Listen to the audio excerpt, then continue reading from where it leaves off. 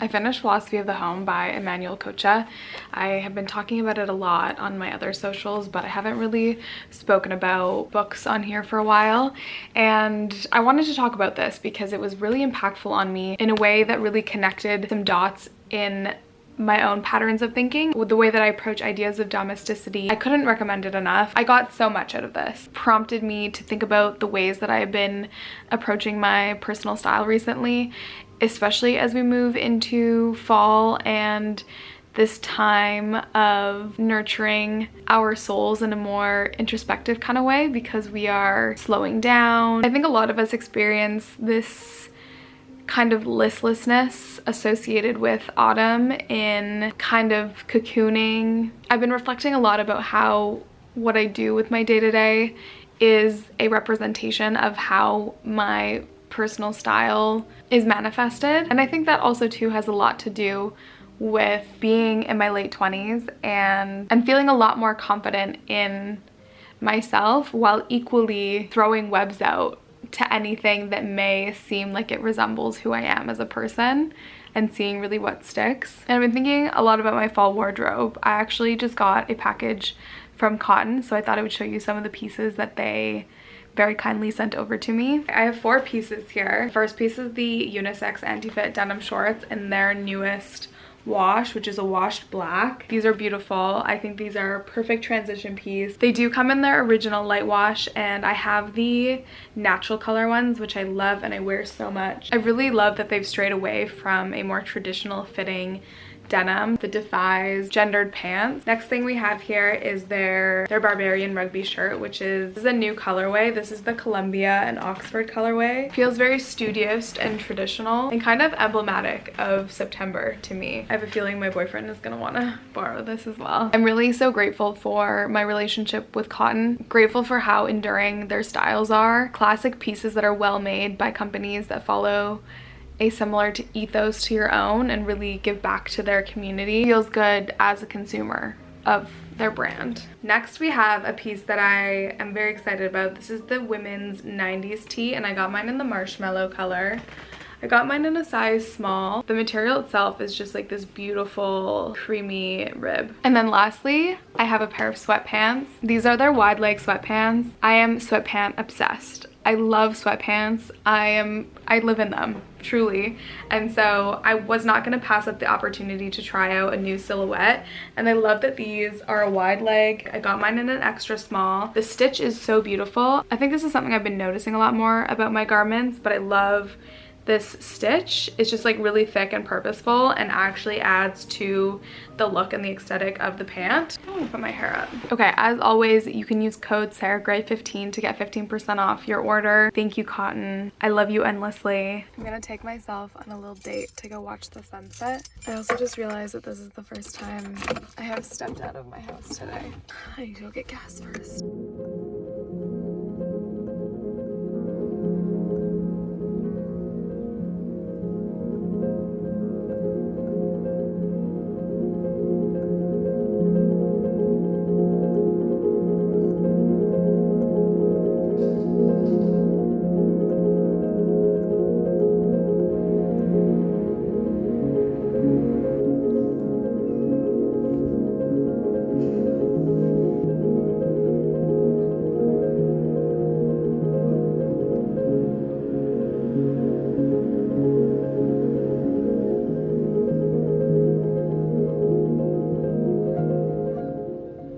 You could all smell what it smells like out here right now. It's very green and wet and delicious and herbaceous. It kind of smells like fall, like a fog rolling in.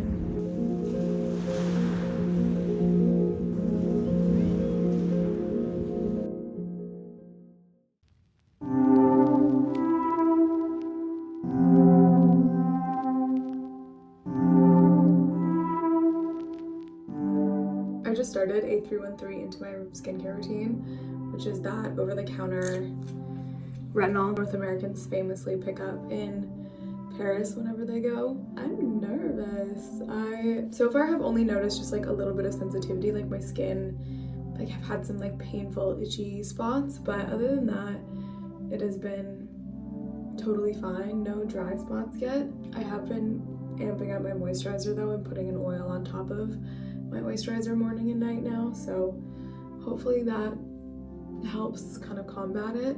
But I'm excited to see how my skin, my skin likes it. I've got a lot of work to do today.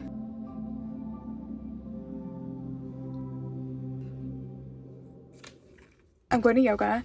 I don't regularly go in the evening, but I've been in kind of a fitness slump and I'm just trying to do some exposure therapy to get back into going to yoga and working out and stuff. I could go to yoga or do the same thing hundreds of times and then not do it for maybe a couple weeks and just have really bad anxiety over going back. So I am trying to amp myself up and go to an evening class. It's also sometimes nice to just have a definitive end to my workday because I could just keep doing stuff. So this way I'm kind of just like clocked out now. I'm sure it's gonna be an amazing class. That was a very good class. An instructor that I've actually never had before, and it was a little bit quicker.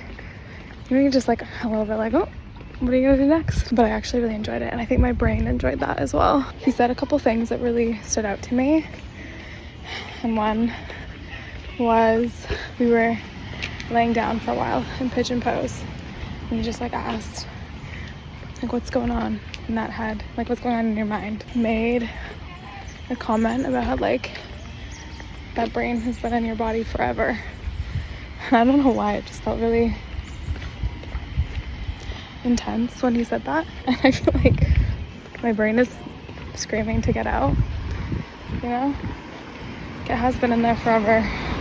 It's a long time. And then at the end of the class, when we were in Shavasana, he asked us to like focus more inward to like the center of our chest and ask ourselves a question. That question being, what would you have me do now?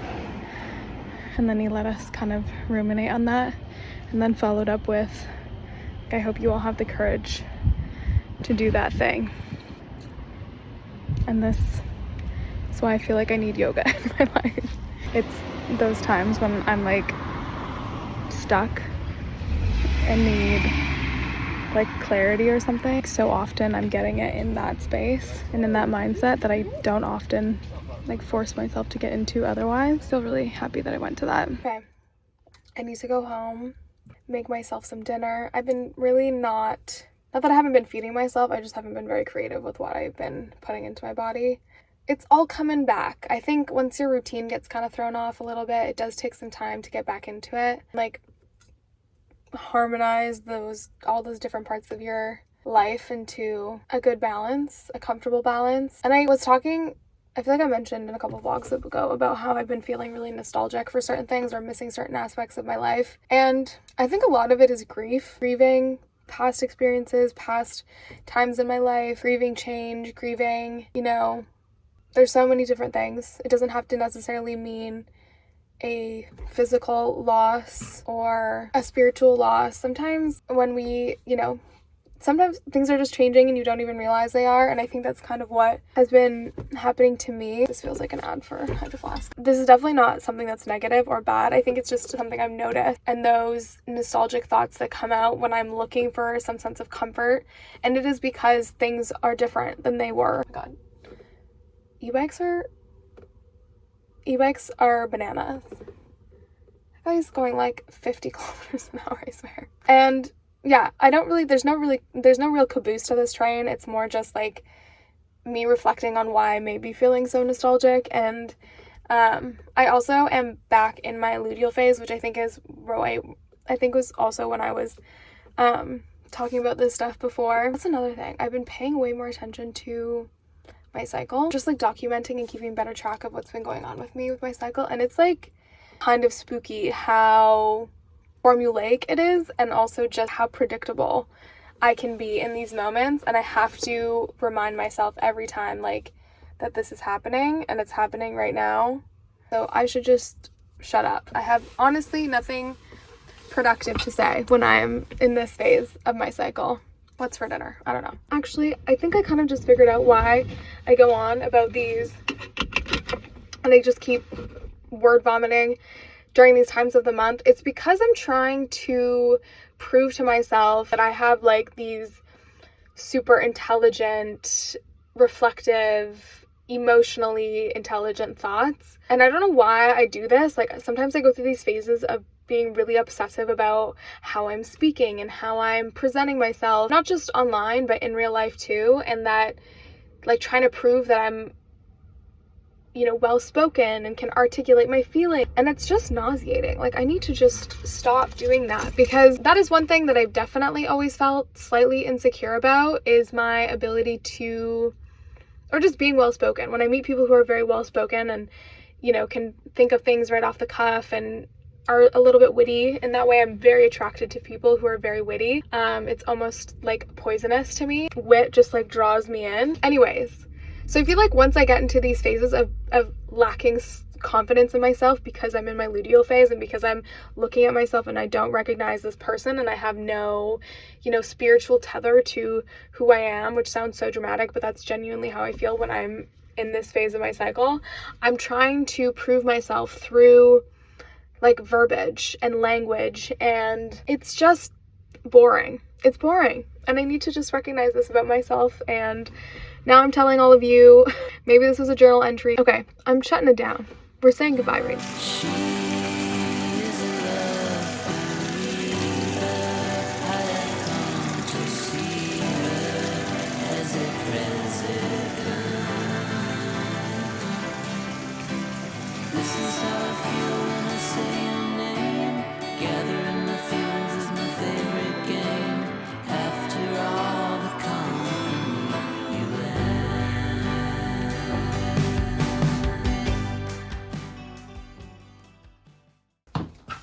Okay, my boyfriend and I are going out for lunch.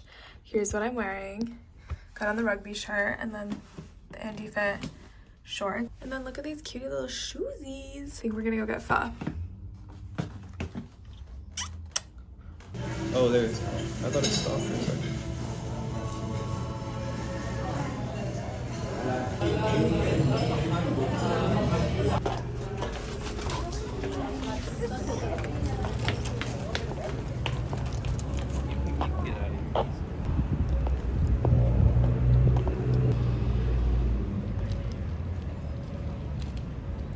I'm home from lunch and I wanted to give another reading update, and that is that I started this maybe 2 months ago, and then a lot of people messaged me on Instagram saying, stop, you should read this in the fall. And after I finished Philosophy of the Home, I just needed something and I really wanted to come back to this, and we've been having some very crispy weather, so it felt like the time was right. So I started The Secret History by Donna Tartt, and I'm about 100 pages in. I'm hooked, baby. This is one, for the first time in a long time, where I'm really like trying to find any time, like any excuse during the day to read. So I'm excited to see what happens. The writing is so beautiful. I feel like I'm there. I'm gonna end this vlog here. Thank you so much for watching. Thank you, Kotn, for sponsoring this video. Don't forget, you can get 15% off with code SarahGray15, and there will be a link in the description box of where you can find everything that I featured in this video. I love you all so much. Thank you for being here. Smooches.